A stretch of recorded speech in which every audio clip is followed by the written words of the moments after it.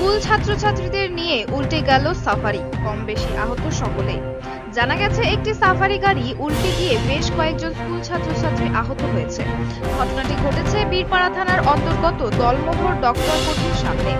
আজ সকাল 9টা নাগাদ কেরকিন্ডা চা বাগান থেকে ওই গাড়িটি বীরপাড়ার দিকে আসছিল। সেই সময় বড় গাড়ি ছোট গাড়িটিকে পাশ কাটিয়ে যাওয়ার সময় নিয়ন্ত্রণ হারিয়ে উল্টে যায় যাত্রী বোঝাই সাফারি।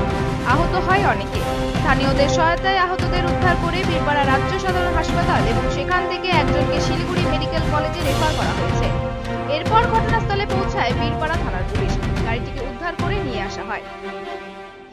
এদিকে আহতদের দেখতে বীরপাড়া রাজ্য সাধারণ হাসপাতালে আসেন বীরপাড়া 2 নং গ্রাম পঞ্চায়েতের জেলা পরিষদ বিশাল গুরু।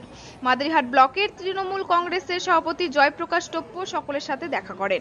জয়প্রকাশ টপ্প জানান, এই ঘটনা দুঃখজনক, তবে ভগবানের আশীর্বাদে সকলে বর্তমানে সুস্থ আছেন। ছাত্রছাত্রীদের চিকিৎসা